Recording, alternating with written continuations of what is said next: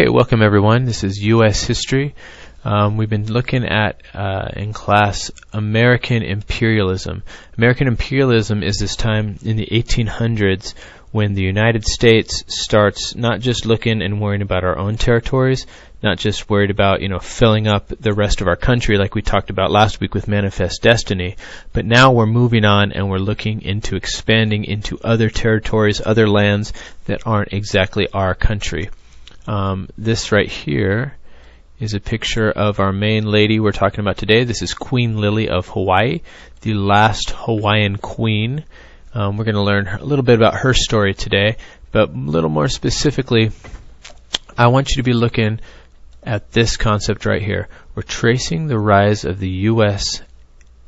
to its role as a world power in the 20th century, not just how we got big as far as people. When we were talking about immigration, coming in from other countries, we had a lot of people, we have a large land, but specifically our role as a world power in the 20th century.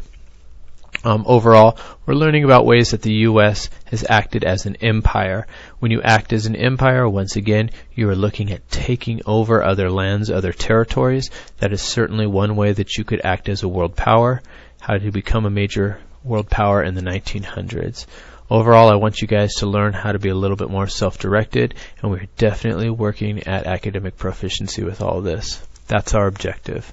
Once again, simplest way to look at your objective, right over here, ways that we acted as an empire and became a world power. Your big idea, and this is something, an overall theme that we'll be referring back to several times, as the pace of westward expansion slowed. So we've talked before about Manifest Destiny, how the early American homesteaders moved all the way from the East Coast to the West Coast, but as that slowed, a lot of us started looking overseas for new opportunities. Some people said, hey, it's a great chance to spread our American culture to other places, maybe help out those people we consider to be less civilized. At the same time, other people thought, you know what, the foreign markets are going to help our economy, make us some money. And that is our theme. Remember, we've talked about money so many times in this class, helping our economy with foreign markets, selling more things to other countries overseas. Eventually, this leads us to annexing Hawaii, meaning taking the Hawaiian Islands and making them part of our country.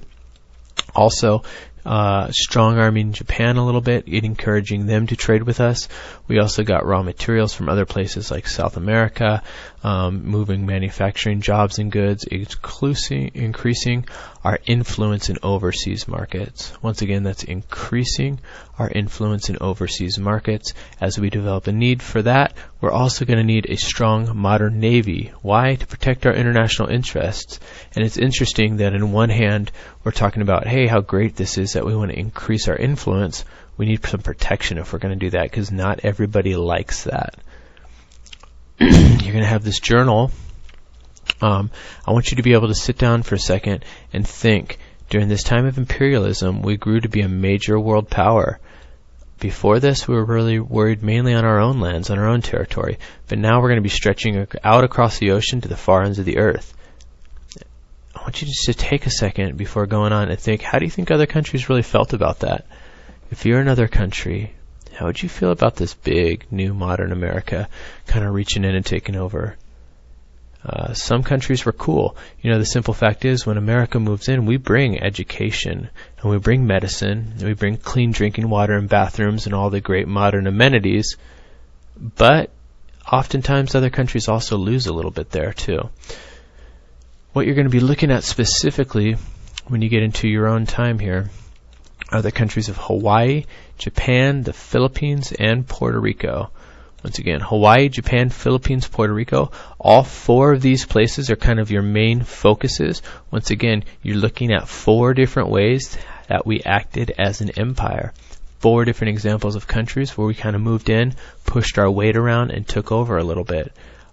These are ways that we became a major world power. It's not the prettiest time in American history. It's also not the worst time in American history. Something we're looking at. I want you to also be focusing on these sentence frames right here in this pink box. You're going to be telling me in each of these four instances how we acted imperialistically, meaning how we specifically acted as an empire. Okay, in your book, your American Vision book, remember here it is up here in the corner. That's what it looks like. Make sure you grab the right book. Japan and Hawaii, pages 296 and 297. I don't need you to read every little last detail here, but I do want you to take a lot of time and kind of look closely here, where we talk about Japan and then Hawaii. Couple of paragraphs on each, talking about how a guy named Matthew C. Perry, he was an American Commodore with our Navy, went into the country of Japan, and also how a guy named Stevens moved in to the country of Hawaii. You're going to read about each of those. And once again, your theme, you want to understand how we acted as an empire in both those places, using this sentence frame box right here. Once you've got that, we're going to go ahead to page 303.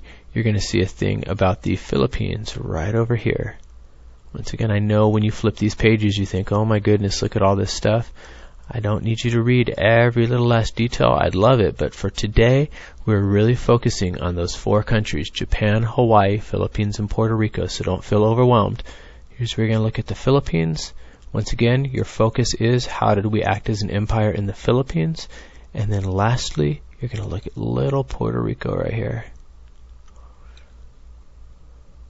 Page 307. Once you've read up on all 4 of these countries, Japan, Hawaii, the Philippines, and Puerto Rico, on your foldable handout that I give you, all I need you to do is explain to me in your own words how the United States acted as an empire in each of those 4 countries. Using that sentence frame. If you want to be creative, you can use your own sentence frames, but I do expect to see full sentences on this. The United States acted as an empire in Hawaii by boom, boom, boom, boom, boom. Explain it out to me in your own words as best as you can. You'll also take that foldable and you'll fold down the top, and it's going to look something like this, where you have these 4 boxes. You need to make sure that for each of those 4 countries, you get the correct year. And then for some extra credit, you can participate if you choose to do that right brain, left brain activity. With your right brain and left brain, I want you to think about what you've learned. I want you to be able to write it out in your own words on the inside. And then here on the outside, if you can think of some sort of a graphic, some sort of an image, even if it's a silly looking stick figure, I'll take it. Something to graphically represent each of those 4 countries, how the United States acted as an empire, that I'll take for extra credit. I would highly suggest you participate and do that because that's free points right there. How we acted as an empire.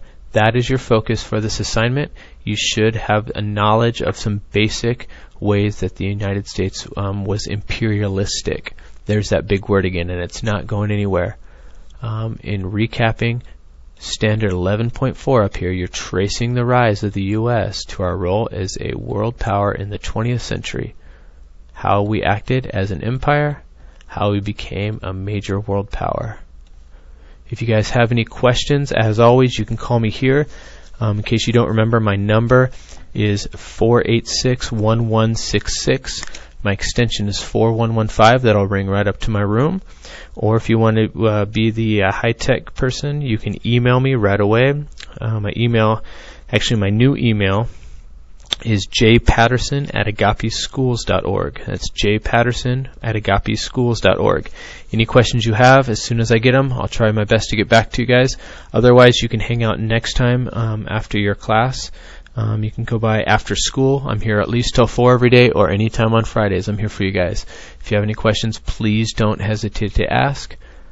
I will see you next time in class.